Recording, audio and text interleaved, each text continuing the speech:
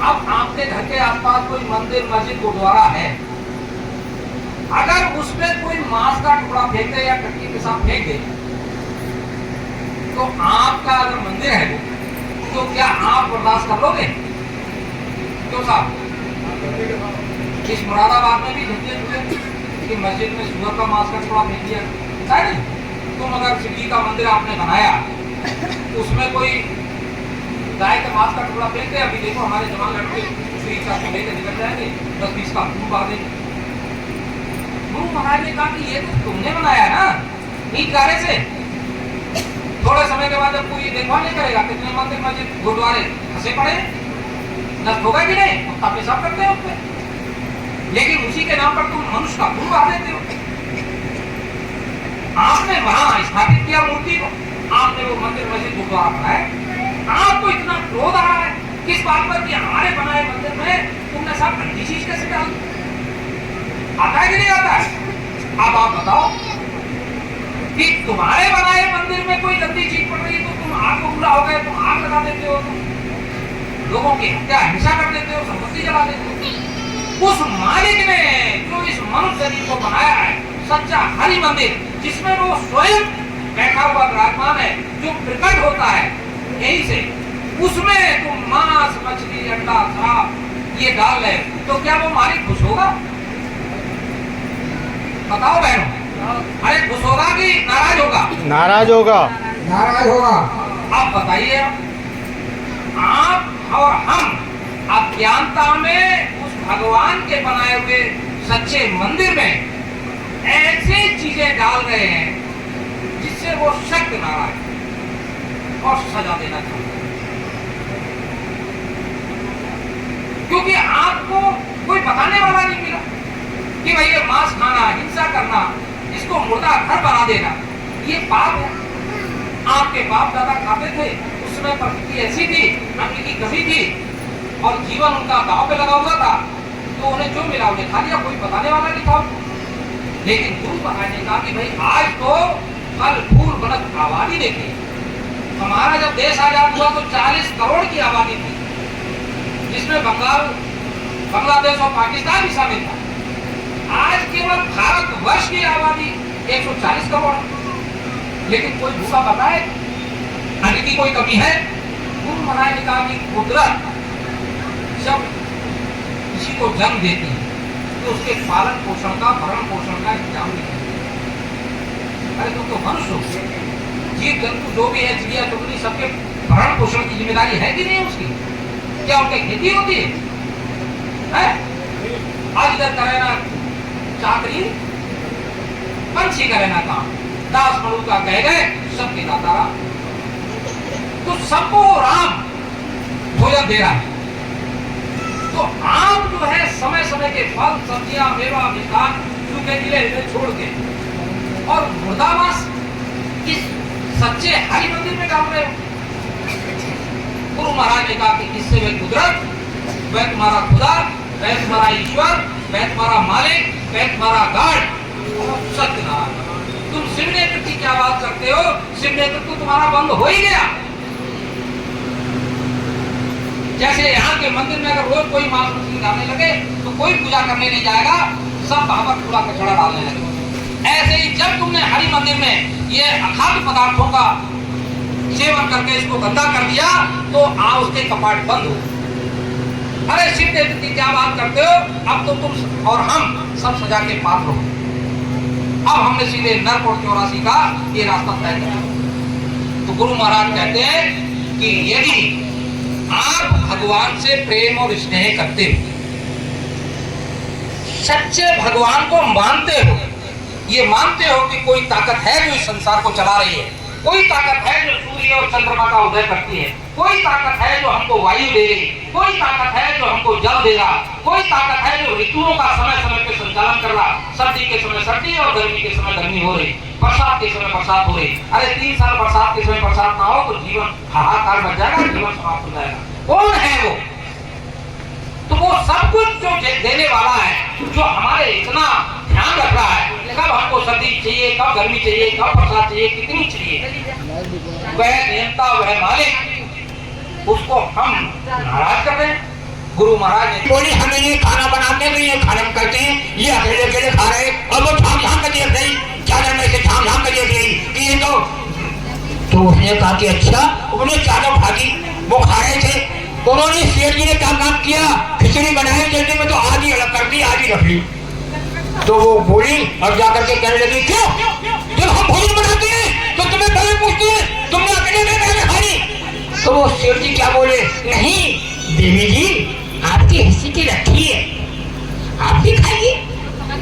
सत्संगी को ऐसे अपनाना है, सब घर में काम चलेगा। अब सत्संगी तो ऐसा है, घर में पति तो पत्नी है, तो पत्नी के साथ सत्संगी दोनों को मिलकर ही काम करना है, तब काम चलेगा। बेचारों ने खाना बनाया, अब कहने कि नहीं देवी जी तुम्हारे हिस्से का रखा है। तो हमने कि ये मानेंगे नहीं, ये नहीं मानेंगे, मसला जाना नहीं छोड़ेंगे।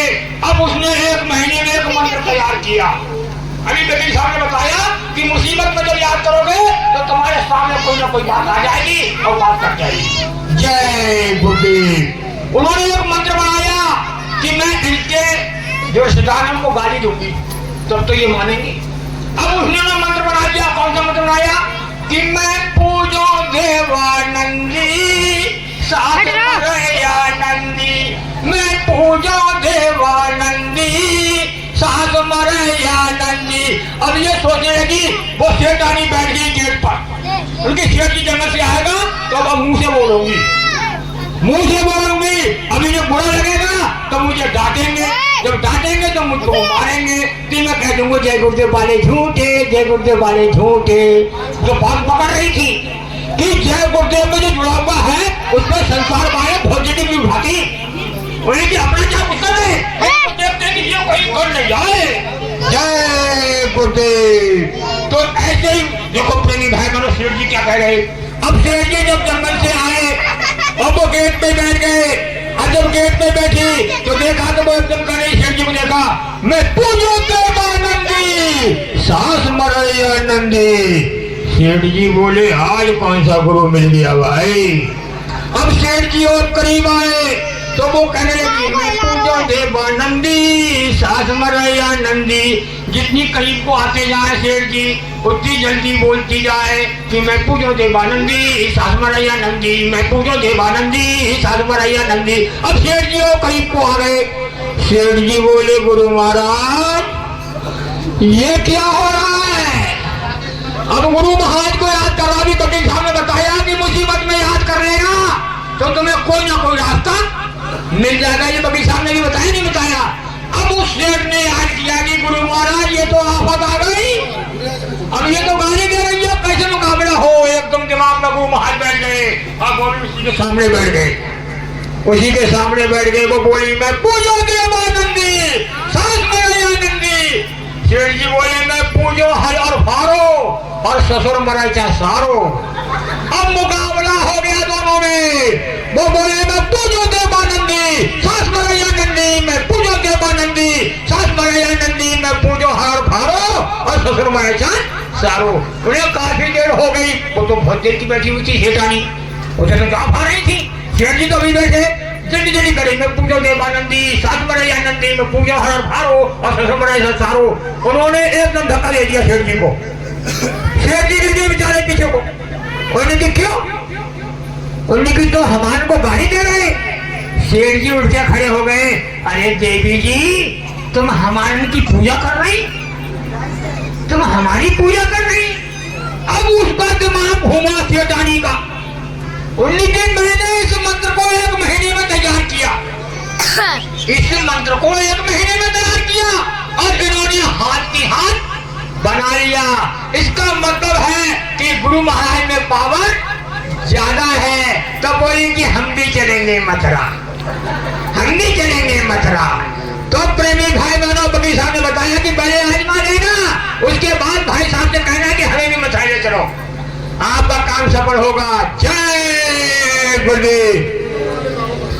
अब प्रेमी भाई बहनों, ये जीवन है तेरे हवाले मथुरा वाले बाबा, जीवन है तेरे हवाले मथुरा वाले बाबा, मथुरा वाले बाबा के दरबार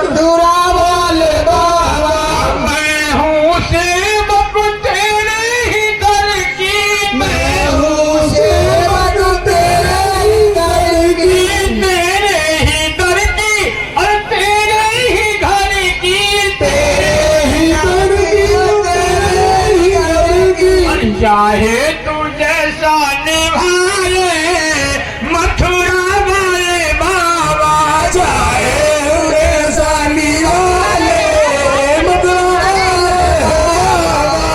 चरणों में अपने लगा ले मथुरा वाले बाबा, चरणों में अपने लगा ले मथुरा वाले बाबा।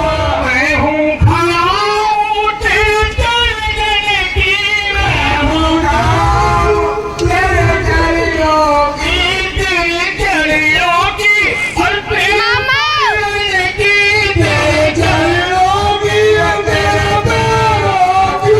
चाहे तुझे का चलाए मथुरा वाले बाबा, चाहे तुझे सा चला ले मथुरा वाले बाबा, मथुरा वाले बाबा की दौड़ वाले बाबा, मथुरा वाले बाबा की दौड़ वाले बाबा।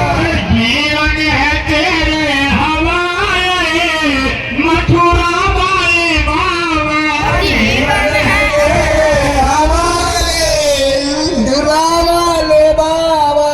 चरणों में अपने लगाए मथुरा वाले बाबा, चरणों में अपने लगा ले मथुरा वाले बाबा। तो प्रेमी भाई बहनों, ये सुन कर करुण पुकार सतगुरु आ जाना, करो जन जन का उद्धार। सतगुरु आ जाना, सुन कर करुण पुकार सतगुरु आ जाना।